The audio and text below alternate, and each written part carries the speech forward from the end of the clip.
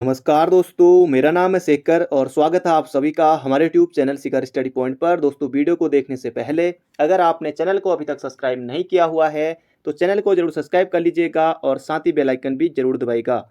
दोस्तों, आज हम देखेंगे हिंदी के 111 महत्वपूर्ण प्रश्नों को। आपने थंबनेल से देख लिया होगा, तो पूरे 111 प्रश्न है। कॉपी पेन लेके बैठ जाइए। कितना सही हुआ अंत में चैट बॉक्स में जरूर बताइएगा।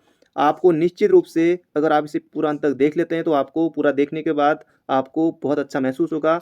और क्वेश्चन भी बिल्कुल अच्छे लेवल के हैं, एग्जाम में आए हुए प्रश्न हैं। और उससे पहले आपको बताना है, निहार, रश्मि, नीरजा, सांदिकी, दीपशिका, सप्तपूर्णा, ये किसकी रचना है, ये आपको चैट बॉक्स में अभी से कमेंट करके बताना है। तो ये आप सबसे पहले इसे बता दीजिए। और यहाँ पर आपको नहीं लिखना है, चैट बॉक्स में आपको लिखना है। यहाँ पर तो फिर लाइव वाला रहता है, थोड़ी देर के लिए प्रीमियर रहता है वीडियो, बाकी आपको वहाँ लिखना है। तो शुरू करते हैं आज के महत्वपूर्ण प्रश्नों को और इसमें टारगेट रखते हैं 500 लाइक का। और दोस्तों, क्या आप इसी तरह से जीके भी चाहते हैं तो आप चैट बॉक्स में जरूर बताइएगा। और इसके अलावा कंप्यूटर भी 100 प्रश्न करके तो आप चैट बॉक्स में जरूर बताइएगा। तो पहला प्रश्न है यहाँ पर, मान लीजिए ये प्रश्न एग्जाम में आया हुआ है और आप एग्जाम में हैं, क्या आप सही कर पाएंगे? मुहावरा किस भाषा का मूल शब्द है? संस्कृत, लैटिन, फारसी या फिर अरबी?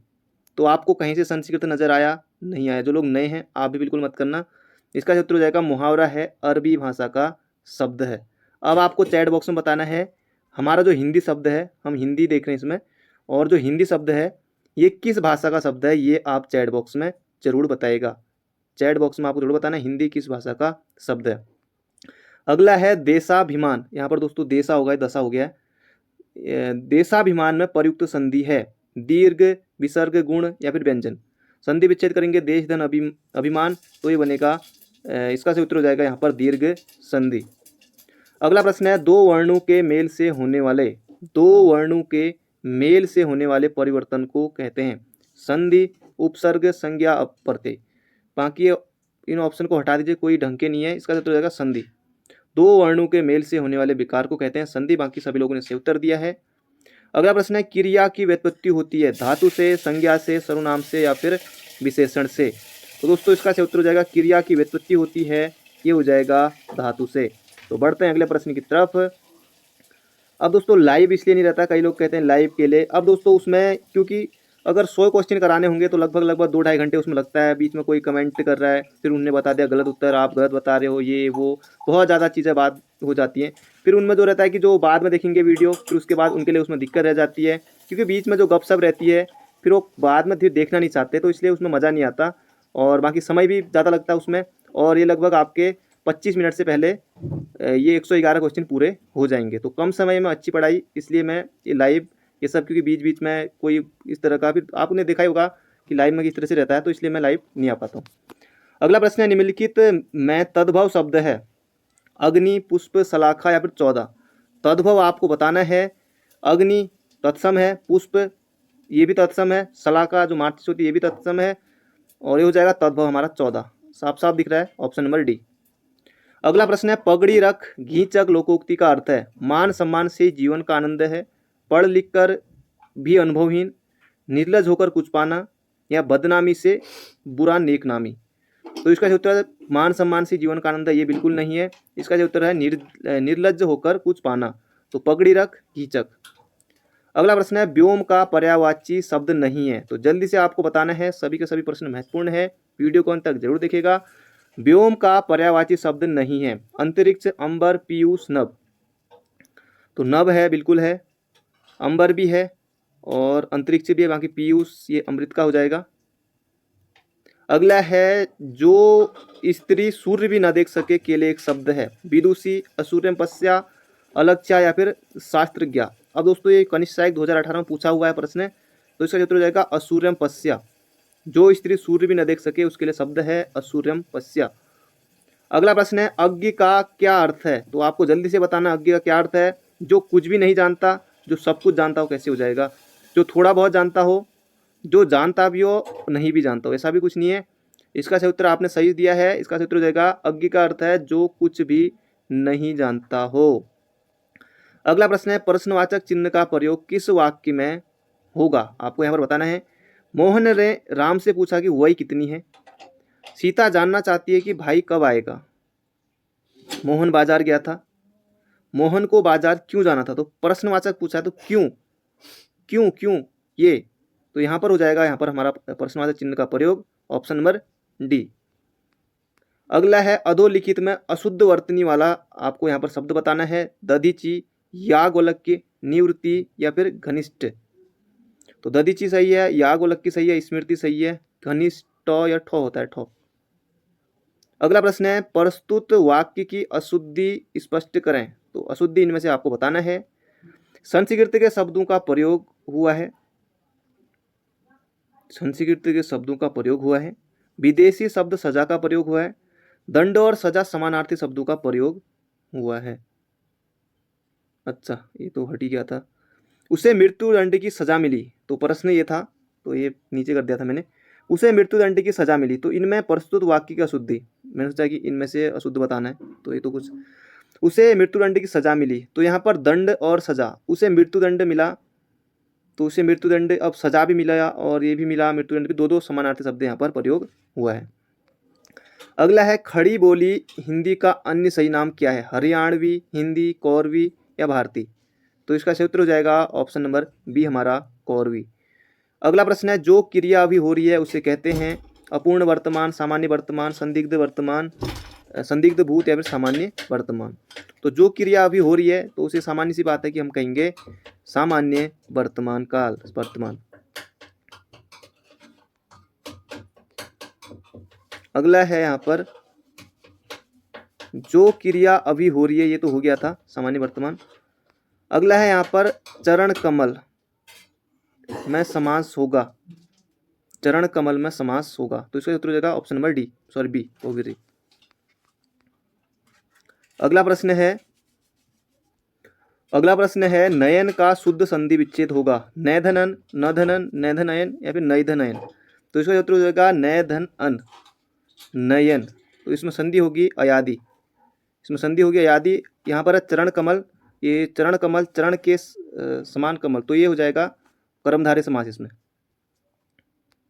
अगला प्रश्न है मृषण का विलोम है कम, साबुत, गाफिल या फिर रुक्ष। तो मृषण का हो जाएगा यहाँ पर ऑप्शन नंबर बी रुक्ष।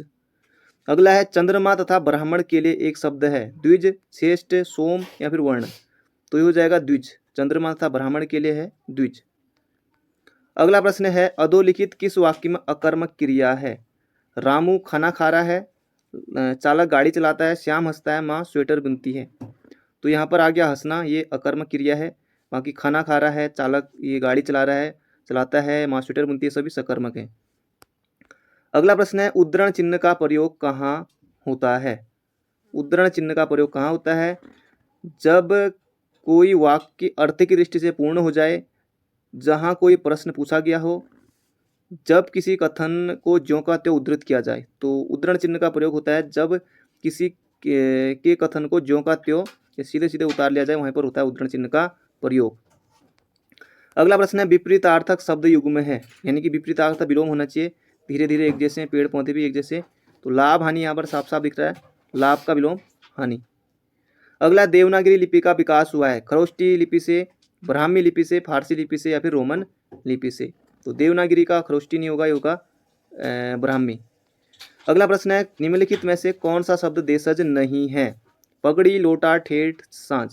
पगड़ी है, लोटा है, ठेठ है, सांझ हो जाएगा ये हमारा ऑप्शन नंबर डी। अगला लिंग, वचन, कारक आदि के कारण रूप परिवर्तन वाले शब्दों को कहते हैं विकारी, अविकारी, कृत्रिम, प्राकृतिक, विकृत, ऐसा नहीं। ये हो जाएगा लिंग, वचन, कारक आदि का कारण विकार परिवर्तन, विकार आ रहा है तो विकारी हो जाएंगे फिर, ऑप्शन नंबर बी। अगला प्रश्न है कबीर वाणी के डिक्टेटर थे, किसने कहा, श्याम सुंदर दास, पीताम्बर दत्त बर्थवाल, शुक्ल या फिर हजारी प्रसाद द्विवेदी। तो इसका उत्तर हो जाएगा हमारा ऑप्शन नंबर सी, आचार्य हजारी प्रसाद द्विवेदी ने कहा था कबीर को वाणी का डिक्टेटर। अगला प्रश्न है अरविंद का पर्यायवाची है कमल, भरमर तो भौरे का है, अवनी, धरती, अंबर। ये हो जाएगा ऑप्शन नंबर ए कमल। अगला है चिरंतन का सही विलोम शब्द है नश्वर, अचिंतन, अचर या फिर अचेतन। तो चिरंतर का ये अचेतन नहीं होगा, इसका हो जाएगा नश्वर, ऑप्शन नंबर ए हो जाएगा इसका बिल्कुल सही उत्तर। अगला प्रश्न है अनिवार्य का विपरीतार्थक शब्द है निवारणीय, ऐच्छिक, अनावश्यक, या आवश्यक। तो अनिवार्य का आवश्यक ये भी नहीं, अनावश्यक भी नहीं। इसका उत्तर हो जाएगा ऑप्शन नंबर बी, ऐच्छिक। अगला प्रश्न है, अधोलिखित किस वाक्य में अकर्मक क्रिया है? मैं पुस्तक पढ़ता हूँ, अकर्मक क्रिया आपको बतानी है। ये चीज़ें तुम्हारा जी ललचाती हैं। श्याम सोता है, वह अपना सिर खुजलाता है। तो यहाँ पर सोता है, रोना है, ये सब जो भी आया था, हंसना, रोना, सोना, ये सब ये हो जाएंगे हमारी अकर्मक क्रिया। तो ऑप्शन नंबर सी हो जाएगा इसका बिल्कुल सही उत्तर, बाकी ये सभी सकर्मक है। अगला प्रश्न है, आग का पर्यायवाची शब्द नहीं है। अनल, पावक, व्योम, कृषाणु। कृषाणु है, पावक है, अनल भी है, अनिल होता तो वायु का होता, व्योम नभ अंतरिक्ष, ये आसमान का। अगला है, निम्नलिखित वाक्यों में से किसमें प्रेरणार्थक क्रिया का प्रयोग नहीं हुआ है? पिता उसे पढ़ाते हैं, वे अध्यापक ये अध्यापक से पढ़वाते हैं, राम नहीं पढ़ता है, अध्यापक परिश्रम कराते हैं। तो दोस्तों इसका उत्तर हो जाएगा राम नहीं पढ़ता है। बाकी प्रेरणार्थक क्रिया यहाँ पर पिता उसे पढ़ाते हैं, प्रेरणा मिल रही है, वे अध्यापक से पढ़वाते हैं, ये भी है, अध्यापक परिश्रम कराते हैं, ये भी। तो इसका उत्तर हो जाएगा ऑप्शन नंबर बी। अगला है, निम्नलिखित में से कौन वर्ण अंत्यस्थ नहीं है? यो, रो, लो, वो। तो हो आ गया यहाँ पर, ये हो जाएगा उसमें, तो ये अंत्यस्थ नहीं है। यो, रो, लो, वो, यो, रो, लो, वो।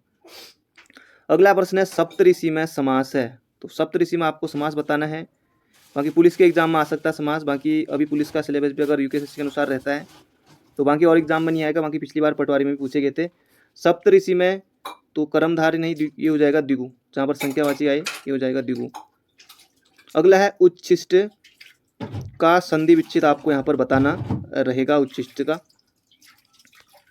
उत्धनशिष्ट, उद्धनशिष्ट या फिर उत्धनशिष्ट या फिर उधनशिष्ट। तो इसका उत्तर होगा ऑप्शन नंबर बी, उत्धनशिष्ट। और इसमें जो संधि हो जाएगी ये हो जाएगी व्यंजन।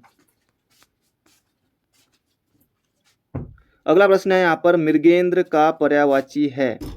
मृगेंद्र का पर्यायवाची आपको यहाँ पर बताना है। शार्दुल, अहि, हिरन, कुरंग। तो मृगेंद्र हो जाएगा शेर का, ऑप्शन नंबर ए। अगला है, निम्नलिखित में से कौन तत्सम शब्दों की जोड़ी नहीं है? तत्सम होना चाहिए, बाकी यहाँ पर तद्भव नहीं। तो यहाँ पर साफ साफ दिखाई दे रहा भात, बाकी यही नहीं होगा। बाकी कर्म, विद्या अलग अलग है। नृत्य, मृग ये भी तत्सम में आएगा, ये भी तत्सम में आएगा। ज्ञान, क्षेत्र ये भी आएगा। अगला, करपट का तद्भव रूप क्या होगा? कपट नहीं होगा, कारपेट नहीं होगा, कपूर नहीं होगा, इस कर्पूर होता है, ये हो जाएगा कपड़ा, ऑप्शन नंबर डी। अगला है, निम्नलिखित में से सकर्मक क्रिया का वाक्य है। सकर्मक बताना, ना कि अकर्मक। तो सोती है अकर्मक, पक्षी आकाश में उड़ते हैं अकर्मक, ये हंसता आ गया फिर अकर्मक।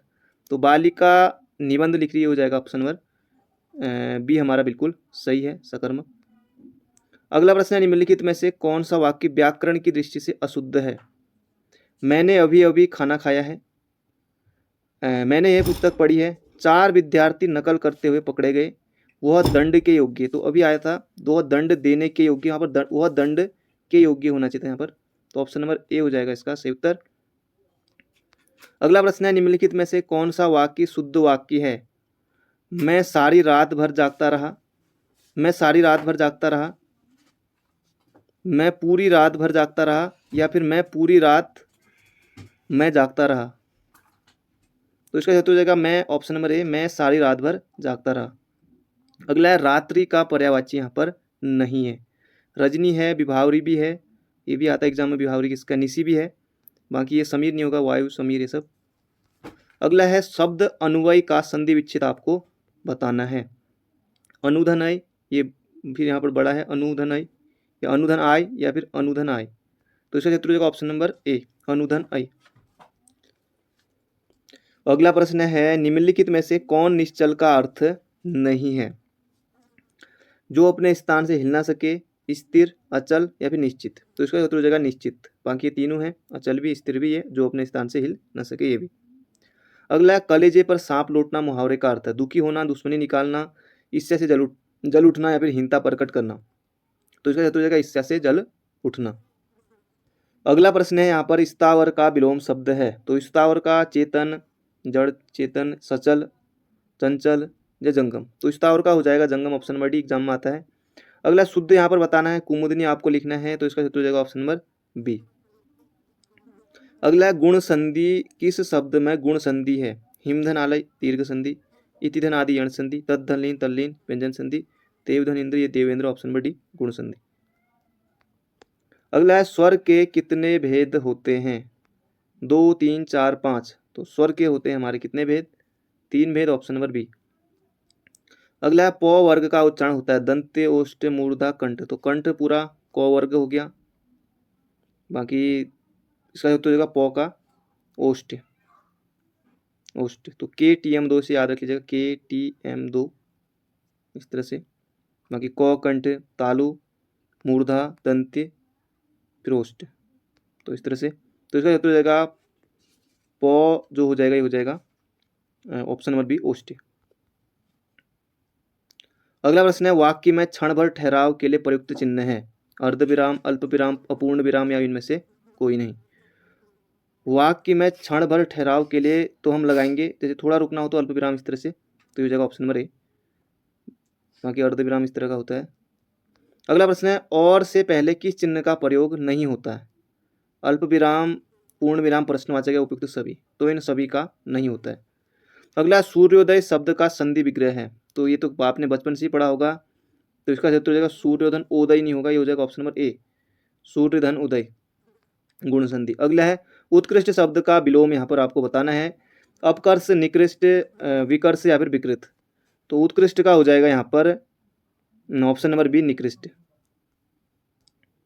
अगला है निम्नलिखित में से कौन सा शब्द शुद्ध है? तो अभिषेक लिखना है, तो ये तो सब सही नहीं है, इसका उत्तर ऑप्शन नंबर ए। अगला प्रश्न है यहाँ पर निम्नलिखित में विदेश शब्द है मोर, चिड़िया, जूता या फिर आलपिन। तो इसका उत्तर हो जाएगा ऑप्शन नंबर डी आलपिन। अगला यथाविधि का सही उत्तर बताइए नियम के अनुसार, नियम के तहत, विधि के अनुसार या फिर नियम अविरुद्ध। तो यथाविधि यानी कि विधि के अनुसार, ऑप्शन नंबर बी। दोस्तों अगर आपने वीडियो को अभी तक लाइक नहीं किया तो लाइक जरूर से कर दीजिए और जाते जाते एक शेयर भी जरूर करेगा। अगला प्रश्न है उल्लास का सही विच्छेद है उल्लास, तो इसका उत्तर हो जाएगा ऑप्शन नंबर ए उत्तधनलास व्यंजन संधि, ऑप्शन नंबर ए। अगला है मोहन नहीं आने वाला किस प्रकार का वाक्य? नकारात्मक, संदेहवाचक, आज्ञावाचक। आज्ञा तो बिल्कुल भी नहीं है, स्वीकारात्मक भी नहीं, संदेह भी। इसका उत्तर हो जाएगा नकारात्मक, ऑप्शन नंबर डी। अगला प्रश्न है किए हुए को मानने वाला वाक्यांश के लिए ऋणी, आभारी, कृतज्ञ या फिर कृतज्ञ। तो किए हुए को मानने वाला ये हो जाएगा ऑप्शन नंबर बी कृतज्ञ, ऑप्शन नंबर ए कृतज्ञ। किए हुए को मानने वाला कृतज्ञ, न मानने वाला कृतज्ञ। अगला है कंगाली में आटा गीला का अर्थ है अभाव की स्थिति और हानि होना, दिल घबराना, वस्तु कम, ग्राहक अधिक या फिर नष्ट भ्रष्ट कर देना। इसका उत्तर हो जाएगा अभाव की स्थिति में और हानि। अगला प्रश्न है भाषा की सबसे छोटी इकाई है, तो ये यहाँ पर आपको बताना है शब्द, व्यंजन, स्वर या फिर वर्ण। तो भाषा की सबसे छोटी इकाई है वर्ण। पिछली बार SI में भी पूछा गया था 2015 में, जो सब इंस्पेक्टर का एग्जाम हुआ था उसमें। वर्णमाला किसे कहते हैं? शब्द समूह को, शब्द गणना को, वर्णों के संकलन को या फिर वर्णों के व्यवस्थित समूह को। तो इसका उत्तर हो जाएगा वर्णों के व्यवस्थित समूह को। अगला कंठी ध्वनियाँ अभी आया था क वर्ग कंठी हो जाएगा, तो क ख, चौ छ तालु, टो ठो मूर्धा। तो इसका उत्तर हो जाएगा हमारा ऑप्शन नंबर ए योर अंत्यस्थ व्यंजन। अगला प्रश्न है संकर शब्द का अर्थ है तत्सम, तद्भव, विदेशी या फिर दो भाषाओं के शब्दों से मिलकर बना शब्द। तो इसका उत्तर हो जाएगा दो भाषाओं के शब्दों से मिलकर बना शब्द, ऑप्शन नंबर डी। अगला रेलगाड़ी शब्द है, तो अभी उदाहरण भी आपके सामने आई गया है। तो रेलगाड़ी जो है ये भी जैसे दो भाषाओं से मिलकर बना हुआ शब्द है, तो ये हो जाएगा हमारा ऑप्शन नंबर डी संकर शब्द। अगला प्रश्न है निम्नलिखित में से विकारी शब्द कौन से हैं? संज्ञा, सर्वनाम, विशेषण, क्रिया, तत्सम, तद्भव, देशज, विदेशज, क्रिया विशेषण, संबंधबोधक, विस्मयादिबोधक या इनमें से कोई नहीं। तो विकारी हैं संज्ञा, सर्वनाम, विशेषण, क्रिया। एग्जाम में आता है, तो ऑप्शन नंबर ए हो जाएगा इसका बिल्कुल सही उत्तर। अगला प्रश्न है अब यहाँ पर अलंकार आपको देखने को मिलेंगे 4-5 अलंकार और एग्जाम में आने की पूरी संभावना है, पहले पूछे भी गए हैं। तरनी, तरुजा, तर्तमाल, तरुअर बहुत छाए में इसमें कौन सा अलंकार होगा? यमक, उपमा, अनुप्रास या फिर उत्प्रेक्षा। तो यहाँ पर तो ये हो जाएगा तो वर्ग की आवृत्ति, तो इसमें हो जाएगा अनुप्रास अलंकार। अगला प्रश्न है ये भी पूछा गया था और ये वाला भी पूछा गया था कनक कनकते नहीं, कनक कनक तो नीचे वाला है। चरण कमल बंदो हरिराई में कौन सा अलंकार होगा? श्लेष, रूपक, उपमा या फिर अतिशयोक्ति। चरण कमल बंदो हरिराई में इसमें कौन सा अलंकार होगा? तो इसका हो जाएगा ऑप्शन नंबर सी हमारा बिल्कुल सही उत्तर। अगला प्रश्न है कनक कनकते सौगुनी मादकता अधिकाए में कौन सा अलंकार होगा? तो इसका सही उत्तर सभी ने रटा होगा ये भी, उपमा, यमक, अनुप्रास, श्लेष। तो इसका उत्तर हो जाएगा ऑप्शन नंबर बी यमक। अगला है रहीमन जो गति दीत की कुल कपूत गति सोई पारे उजियारे लगे बड़े अंधेरो होय। तो ये भी पहले भी आया था और इसमें हो जाएगा ऑप्शन नंबर डी श्लेष अलंकार। अगला प्रश्न है तीन बेर खाती थी वे तीन बेर खाती है में कौन सा अलंकार है? अन्योक्ति, यमक, श्लेष या फिर अनुप्रास। तो इसका उत्तर हो जाएगा ऑप्शन नंबर बी सी। अगला प्रश्न है बिनु पद चले सुने बिनु काना। ये भी पूछा गया था एग्जाम में, सीधे सीधे रट लीजिए। बिनु पद चले सुने बिनु काना कर बिनु करम करे विधि नाना इस चौपाई में अलंकार है विषम, विभावना, असंगत या फिर तद्गुण। तो इसका उत्तर हो जाएगा विभावना। बिना पैर की चलता है बिना कानों की सुनता है, इस तरह से। तो हो जाएगा ऑप्शन नंबर बी विभावना। अगला प्रश्न है अब यहाँ पर दोस्तों महादेवी वर्मा के बारे में हम जल्दी से देख लेते हैं और आपने बता ही दिया होगा चैट बॉक्स में, वो जो शुरुआत में रचनाएं आई थी। महादेवी वर्मा का जन्म सीधे 3 से 4 बार एग्जाम में आया हुआ है, तो ये याद रखेगा। 26 मार्च 1907 को और 11 सितंबर 1987 को इनकी मृत्यु हुई थी। हिंदी की सर्वाधिक प्रतिभावान कवियत्री में से एक है। वे हिंदी साहित्य में छायावादी युग, ये याद रखेगा, 4 प्रमुख स्तंभों में से एक है। जैसे 3 कौन है और एक हमारे सुमित्रानंदन पंत जी और सूर्यकांत त्रिपाठी निराला और इसके अलावा जयशंकर प्रसाद। और हिंदी की सबसे सशक्त कवियत्री में से एक होने के कारण उन्हें ये लाइन याद रखिएगा आधुनिक युग की मीरा के नाम से जाना जाता है। ये भी आपके लिए महत्वपूर्ण है। तो क्वेश्चन यहीं से बनते हैं दोस्तों, आधुनिक युग की मीरा के नाम से जाना जाता है किसे? तो ये बन गया एक प्रश्न। बाकी छायावादी हैं, ये प्रश्न बन गया। और आधुनिक युग की मीरा कवि निराला ने उन्हें, ये याद रखेगा, ये महत्वपूर्ण लाइन है। सूर्यकांत त्रिपाठी निराला ने महादेवी वर्मा को हिंदी के विशाल मंदिर की सरस्वती कहा है। तो ये आपके लिए ये भी बन गया, एग्जाम में प्रश्न आ सकता है किसने कहा है, किसने कहा है हिंदी महादेवी वर्मा को किसने हिंदी के विशाल मंदिर की सरस्वती कहा है? तो ऑप्शन रहेगा वहाँ पर, तो सूर्यकांत त्रिपाठी निराला इसका सही उत्तर हो जाएगा। अगला प्रश्न है महादेवी ने स्वतंत्रता के पहले का जो भारत भी देखा और उसके बाद का भी, क्योंकि जन्म इनका भी हमने देखा था 1907 में। वे इन कवियों में से हैं जिन्होंने व्यापक समाज में काम करते हुए भारत के विद्यमान हाहाकार रुदन को देखा, परखा और करुण होकर अंधकार को दूर करने वाली दृष्टि देने की कोशिश की। न केवल उनका काव्य बल्कि उनके समाज सुधार के कार्य महिलाओं के प्रति चेतना भावना भी जगाते हैं। इस दृष्टि से प्रभावित रहे। उन्होंने मन की पीड़ा को इतने स्नेह और श्रृंगार, ये वर्तनी में याद रखेगा, से सजाया कि दीपशिखा, ये भी आएगा, मैं वह जन मन की पीड़ा के रूप में स्थापित हुई। अभी रचना आएगी दीपशिखा भी। तो अब देख लेते हैं प्रमुख कृतियों का। मुख्य लेख महादेवी वर्मा कवित्री होने के साथ साथ विशिष्ट गद्यकार भी थी। तो यही मैंने आपसे शुरुआत में पूछा था किसकी हैं, तो इसका सही उत्तर आपने लिख दिया होगा पहले ही। तो निहार 1930 प्रकाशन वर्ष से है, रश्मि का 1932 है, नीरजा का 1934 है, शांति गीत का 1936 है। तो यही पिछली बार कनिष्ठ साहित्य में महादेवी वर्मा की रचनाओं का क्रम पूछ लिया गया था। तो दोस्तों प्रश्न यहीं से बनता है। बाकी मैंने आपको ऊपर बता ही दिया कि यहाँ पर जैसे तो विशाल मंदिर की सरस्वती कहा निराला ने, आधुनिक युग की मीरा नाम से किसे जाना जाता है, बाकी जन्म, तो ये सब एग्जाम में आते हैं। और बाकी शांति गीत, दीपशिखा, सप्तपर्णा, प्रथम आयाम, अग्निरेखा, तो इन सब रचनाओं को याद रखिएगा। अगला है श्रीमती महादेवी वर्मा के अनेक काव्य संकलन भी प्रकाशित हैं, जिनमें उपयुक्त यहाँ पर देख लेते हैं आत्मिका, परिक्रमा, संधिनी 1965, यामा 1936, यामा के लिए इनको ज्ञानपीठ मिला था, गीत पर्व, दीप गीत, स्मारिका, नीलांबरा। अब आगे देख लेते हैं यहाँ पर महादेवी वर्मा का गद्य साहित्य। अतीत के चलचित्र एग्जाम में आया हुआ प्रश्न, रेखा चित्र है एग्जाम में आया हुआ। स्मृति की रेखाएं 1943, इसका प्रकाशन वर्ष या किसी का आया था 1943, याद रखेगा। स्मरण, ये पथ के साथ ही ये भी आया था। मेरा परिवार याद रखेगा। और संभाषण, ये निबंध श्रृंखला की कड़ियाँ, ये तो खैर निबंध में आ गया। संकलिता, और बाकी ये महत्वपूर्ण अतीत का चलचित्र, स्मृति की रेखाएं, पथ के साथ ही और मेरा परिवार। और बाकी ललित निबंध है इनका, ये छड़दा, बाकी कहानी गिल्लू याद रखनी होगी। और संस्मरण, रेखा चित्र और निबंधों का संग्रह, हिमालय 1963। अगला है बाल कविताओं में एक तो ठाकुर जी बोले हैं और आज हम खरीदेंगे ज्वाला। तो बढ़ते हैं अगले प्रश्न की तरफ। बाकी महादेवी वर्मा के बारे में अब दोस्तों यहाँ से आपके एक प्रश्न लगभग 10 क्वेश्चन यहाँ से बन गए होंगे। अगला प्रश्न है, इसको सिर्फ मैंने एक ही क्वेश्चन गिना था महादेवी वर्मा वाला, और बाकी 111 क्वेश्चन है। बाकी इतना एक्स्ट्रा फैक्टर हमने उनके बारे में जान लिया है। अगला प्रश्न है, सूरदास किस काल के कवि थे? रीतिकाल, आधुनिक काल, भक्ति काल या फिर वीरगाथा काल? तो इसका उत्तर हो जाएगा ऑप्शन नंबर बी, भक्ति काल। अगला प्रश्न है, सादृश्य के कारण एक वस्तु को दूसरी वस्तु मान लेना किस अलंकार का लक्षण है? यमक, विषम, दृष्टांत या फिर भ्रांतिमान? तो इसका उत्तर हो जाएगा ऑप्शन नंबर डी, भ्रांतिमान। अगला प्रश्न है, संविधान के किस अनुच्छेद में हिंदी को भारत संघ की राजभाषा कहा गया है? तो आप सभी को पता है 343 से 351 तक, तो 343 के एक में है। अगला प्रश्न है, यहाँ पर तत्सम है, पत्थर यहाँ पर साफ साफ दिख रहा है। जहाँ पर भी आपको छ वाला ये छ दिख जाए, चाहे छतरी है या कोई भी शब्द हो, तो आंख बंद करके आपको तत्सम वहाँ पर कर देना है। तो इसका उत्तर हो जाएगा अक्षु।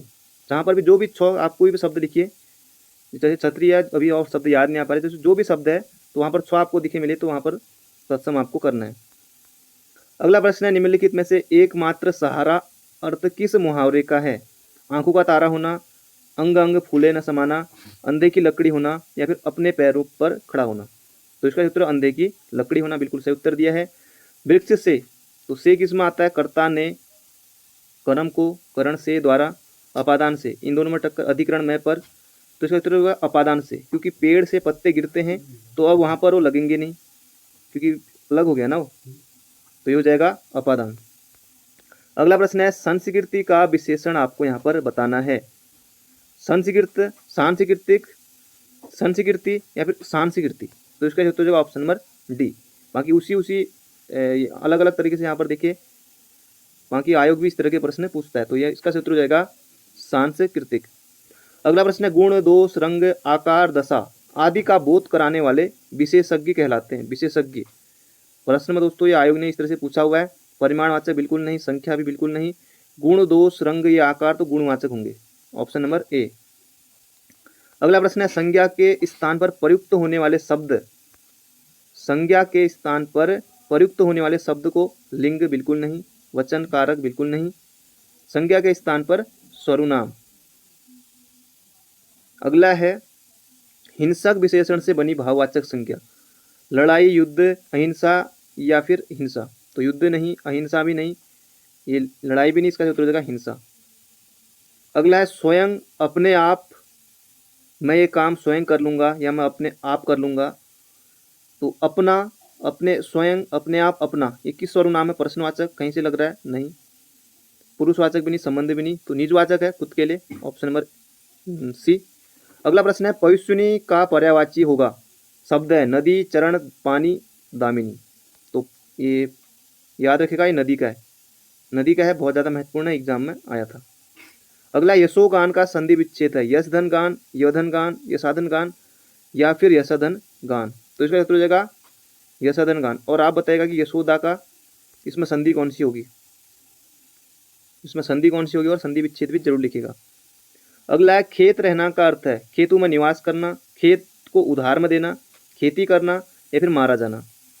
तो अगर आप इसको सही से पढ़ेंगे तो अपने आप ही उत्तर निकल जाएगा हमारा, मारा जाना। बाकी खेत में निवास करना, खेत उधार देना, खेती करना, ये सब कुछ भी नहीं।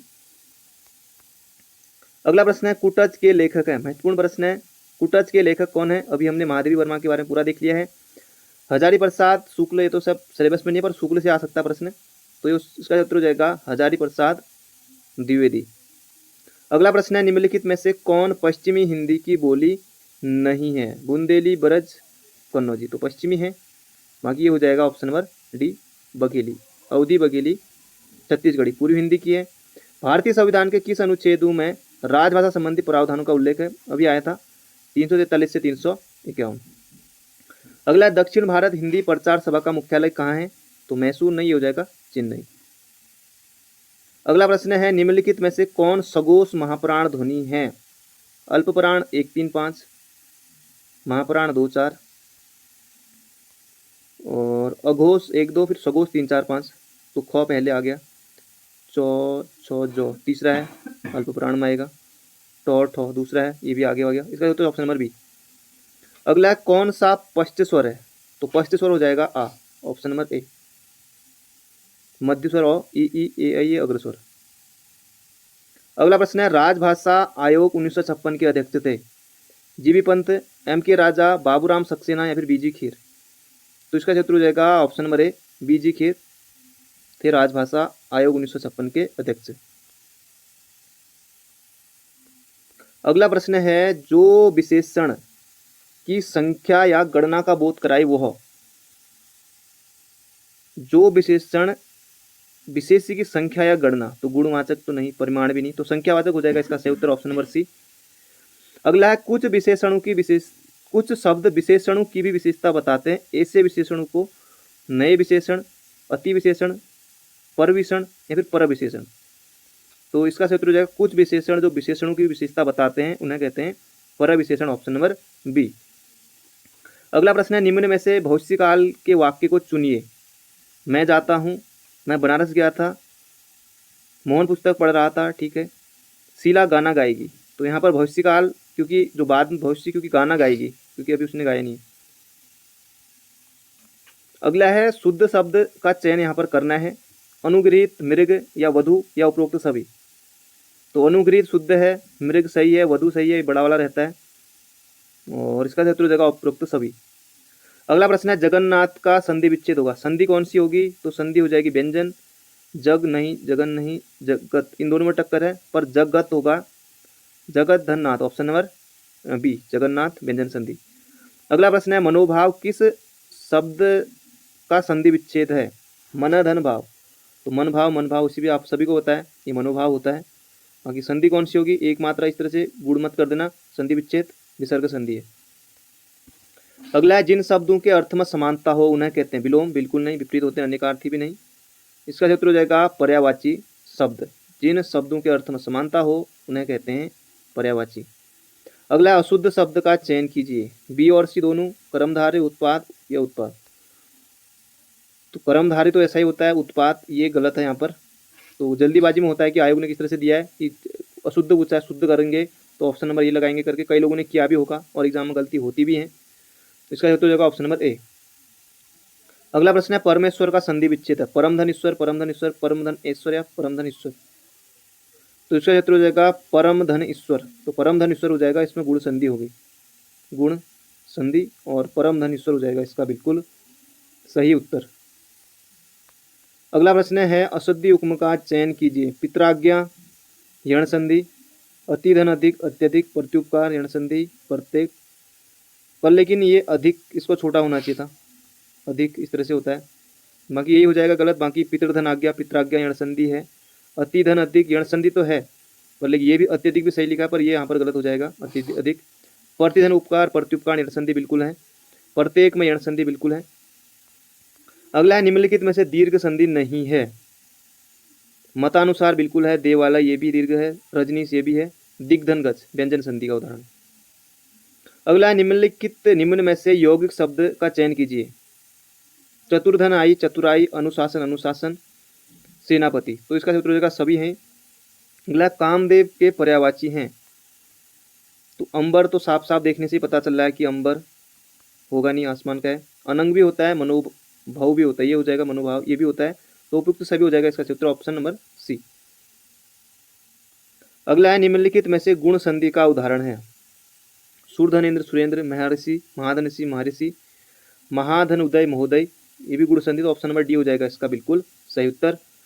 अगला प्रश्न है जिस सर्वनाम से किसी निश्चित प्राणी वस्तु आदि का बोध नहीं होता है, यहाँ पर ध्यान रखिए नहीं होता है पूछा है, वह होता है संबंध बिल्कुल नहीं, निज भी नहीं, तो नहीं होता है पूछा है तो अनिश्चयवाचक, होता है तो निश्चयवाचक, नहीं होता है तो अनिश्चयवाचक, ऑप्शन नंबर ए। अगला प्रश्न है सत्य युग्म का चयन कीजिए, सत्य, मैं जाता हूँ, ठीक है, वर्तमान काल में है, शायद वर्षा होगी, ये भी भविष्य लग रहा है, मैं गया था, तो गया था तो पहले का हो गया, तो उपयुक्त सभी हो जाएगा इसका सही उत्तर। अगला संबोधन संबंध बोधक अव्यय का उदाहरण है, सीता प्रतिदिन स्कूल जाती है, तुम कम बोलो, मैं घर से दूर पहुंच गया था, तो इसका उत्तर हो जाएगा ऑप्शन नंबर बी, मैं घर से दूर पहुंच गया था। अगला अपादान कारण के उदाहरण है, हे ईश्वर मेरी रक्षा करो, तो ये संबोधन में आएगा, ये तो है पेड़ से सेब गिरे या पत्ते गिरे, कुछ भी गिरे, फल गिरे, तो वहाँ पर फिर से लगेंगे नहीं, वो ये तो अपादान हो जाएगा। वो राम मथुरा से आज ही आया है, तो मथुरा से अलग होकर वो भी आ गया है अल्मोड़ा, और ये दोनों हो जाएंगे इसका सही उत्तर ऑप्शन नंबर सी। अगला है यहाँ पर, जो पद क्रिया के काल या समय की विशेषता बताता है उसे कहते हैं कालवाचक, स्थानवाचक, रीतिवाचक या इनमें से कोई नहीं। तो जो पद क्रिया के काल या समय की विशेषता बताते हैं उसे कहते हैं कालवाचक क्रिया विशेषण। तो ऑप्शन नंबर ए हो जाएगा इसका सही उत्तर। तो दोस्तों ये थे आज के हमारे 111 महत्वपूर्ण प्रश्न। बाकी हमने महादेवी वर्मा के बारे में पूरा डिटेल में जाना। तो मिलते हैं बहुत जल्दी एक नई वीडियो में। तो thank you friend, thank you so much. Channel पर नए हो तो चैनल को सब्सक्राइब जरूर कर लीजिएगा, और वीडियो को लाइक नहीं किया तो लाइक जरूर से कर दीजिए, और हो सके तो एक शेयर भी जरूर करेगा। बाकी मिलते हैं बहुत जल्दी, तैयारी करते रहिए।